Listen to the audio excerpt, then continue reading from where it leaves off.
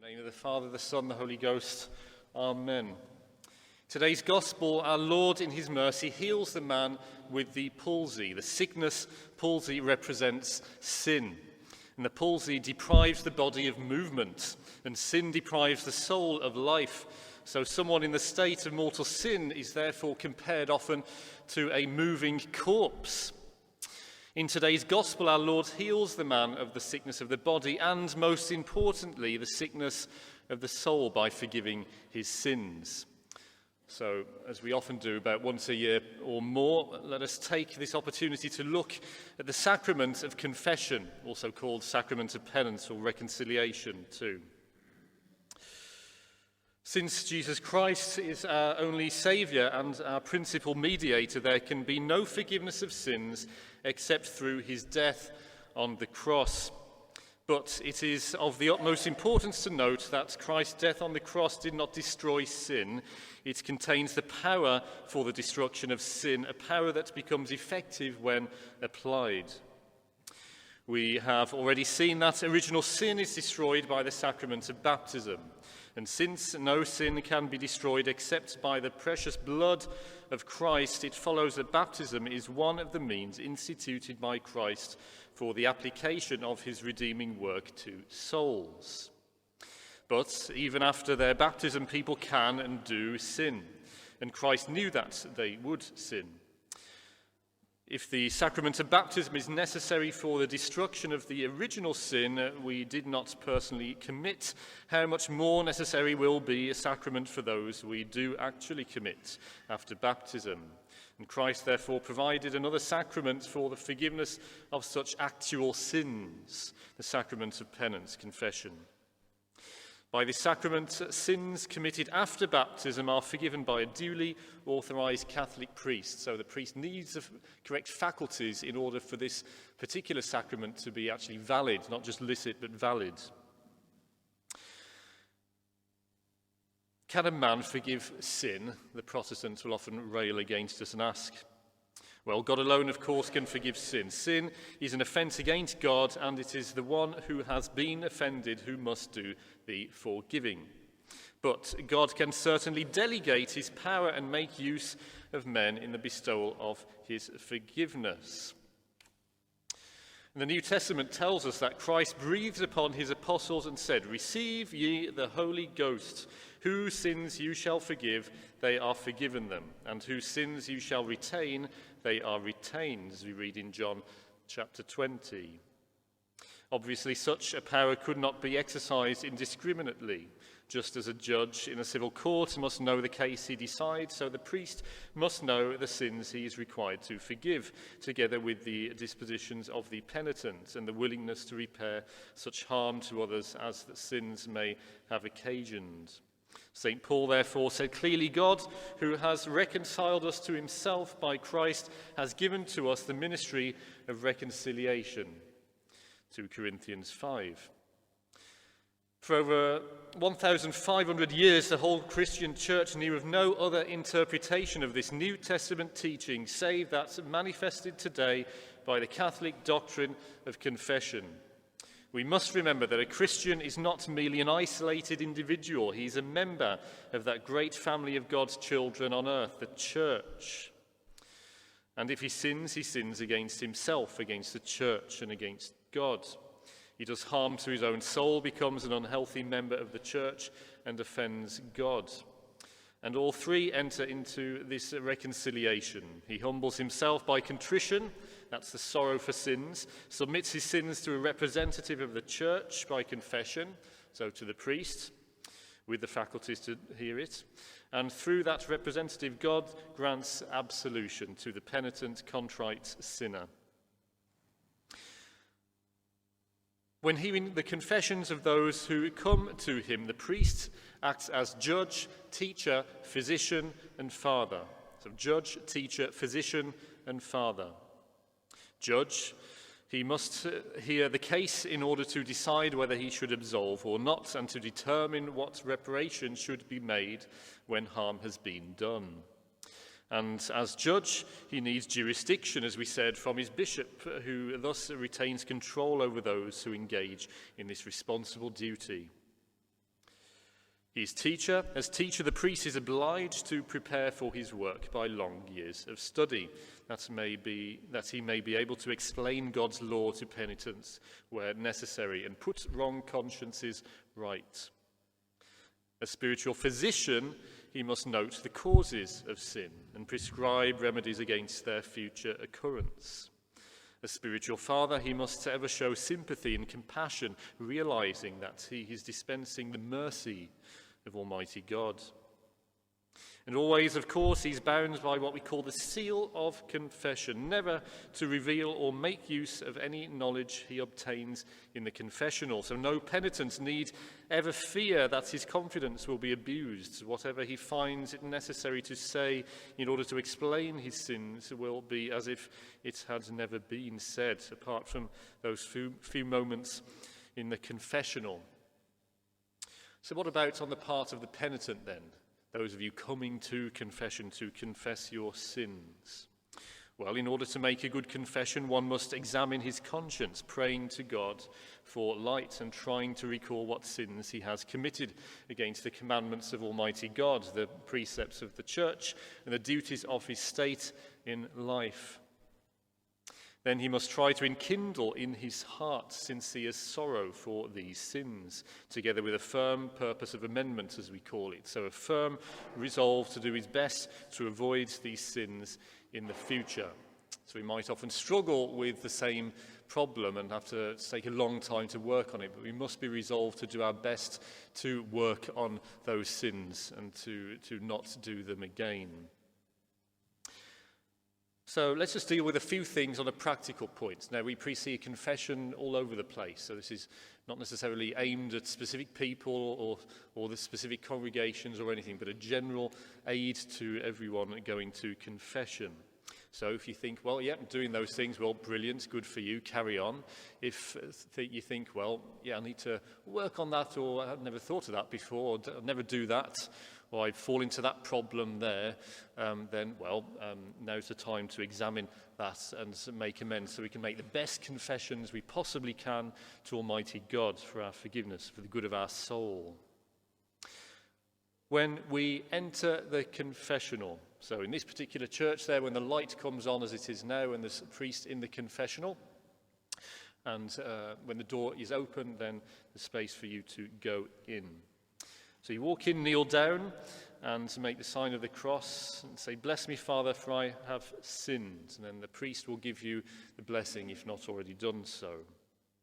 You should then state what your state of life is. Are you single? Are you married? Are you monk, nun, priest?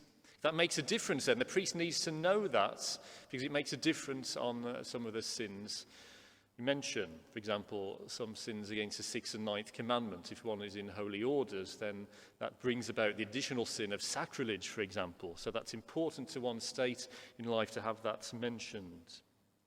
Then you must state when the last good confession was that you made. So it's been a week or 2 weeks or a month or whatever it is since my last confession.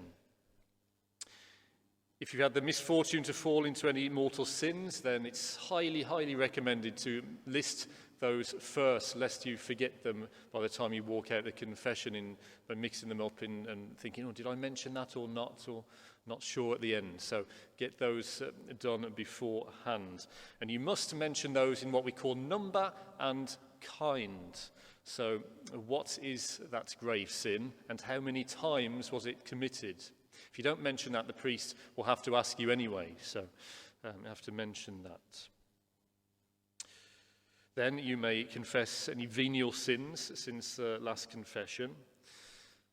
And having told his sins, the penitent adds, "For these and all other sins of my life I am truly sorry, and ask pardon and penance of you, Father." Then one listens to the penance. If you didn't quite hear it, then it's important that you do it. So you need to say, "Sorry, Father, what was that? And can you repeat that, please?" Then he will do that for you. Then listen to any advice the priest has to give you.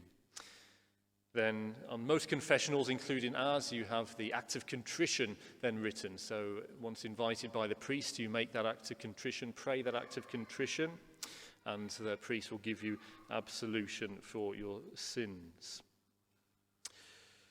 And it's a good thing straight after confession as well to pray that penance, do that penance as soon as you can, again, because you might forget, the longer you leave it, you might forget, oh gosh, what was that penance? Was it 3 Hail Marys? Was it a decade of the Rosary, 1 Rosary? What was it? Oh dear, forget now. Well, the sooner we get it done, the sooner we pray it with devotion, then the less chance of that happening. Now, just a couple more practical hints. It's a really, really good idea in your preparation for your good confession to make a list and write down simply your sins. Then, if one has a bit of a memory slip once one gets in the confessional, then you don't miss things out then if it's written down. Of course, you want to get rid of that and destroy it as soon as possible after the confession so no one else will ever see it. And the qualities of a good confession are to list those sins as simply, as concisely as possible. That's why writing them down helps do that. We make it nice and clear. Then we don't have to give tons and tons of detail and explanations of what time, when, which day and everything it's happened. The priest doesn't need to know that. Just simply, what is the sin? Now, also, you don't really want to mention any names as well. It's best not to mention, oh, it's so-and-so here, Father, for confession, and I was struggling with Auntie so-and-so or my friend so-and-so, and then mention all the names. You don't want to mention names. You don't want to be doing that. It's not the place for it. If you have many questions on a spiritual nature about how to deal with someone else, for example, if that's what's been bothering you and pushing you into certain sins, for example, then it's a good idea to perhaps book an appointment with the priest outside of confession for such spiritual direction, for example, on a certain topic. That's more the place for it. So again, we don't want to be mentioning names, and we want to be confessing our own sins as well, not somebody else's. Well, Father, since last time my brother or whoever it is has been doing this. Oh, it's been so annoying. You also did this, that, and the other, and so down the road did this. You don't. That's for their confession. To mention your sins only, not someone else's. And again, you don't want to be mentioning all those wonderful things you have done and all those bad things you've avoided either. That's not. There's nothing there to absolve. It's no good as saying there that, well, I've been at Sunday Mass, I've done all these great things, this daily prayer, done this, and I've avoided falling into this sin, didn't do this, didn't do the other. Well, there's nothing there for the priest to absolve, you see, so you have to give him sin. So again, if we write it down, prepare in advance, that's the best way to do that, to list those sins, because the priest needs those lists of sins in order to absolve you, otherwise there's no matter for the confession. If one's going to regular confession, then that's a great thing. It's often recommended at least once a month. More is good, but if it's, as we say, confession of devotion, then, every couple of days is probably a little too much, really. We don't want to be going that frequently. Also, in this particular church as well, if you're a daily mass goer and you have access to the confessional there every single day, then it's helpful as well if you can do your best to go in those times and leave, if possible, and the Sundays for those who travel in from a long distance who only might have that chance on a Sunday as well. And what are the beautiful effects of this great merciful sacrament? Well, the effects are, of course, the forgiveness of sins. Sins are removed.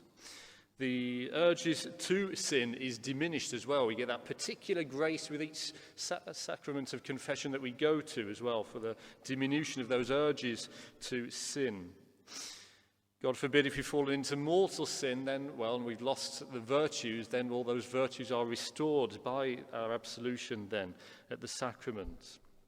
So remember too that we need that contrition, that sorrow for sins. You can list all the sins, do the best listed confession we've just described, but if you're not sorry for them, then whatever the priest does, it's not valid and you're not forgiven, because you have to have that sorrow for your sins. So that's why that act of contrition, that sorrow for sins at the end of your confession, is so important to do as sincerely as you can. So before you go in, to be sorry for your sins. If your emotions are still running away with you and you're angry over a deed or something like that, then, just bat those emotions out and just will that's forgiveness of someone else, for example, or that contrition for your sins.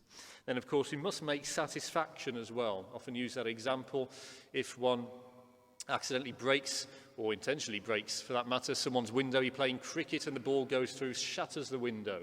Well, you go to that person whose window is broken and ask for forgiveness, don't you? And they hopefully forgive you. But in justice, you owe the repair of that window as well. If you can't do that, well, you owe the money as best as you can for someone else who knows how to repair the window to do so. So it's the same with our sins to Almighty God as well. Then we owe that penance, which is often in a form of prayer, but it could be in terms of fasting or almsgiving too. We offer that satisfaction to Almighty God. So let us take this opportunity now to examine how we go to confession. Is there anything we can improve? How can we make our confessions better each time? Ask God for help with that and take on board these things just said as well, so we can ever improve to become the saints we are called to be. May God bless you in the name of the Father, the Son, the Holy Ghost. Amen.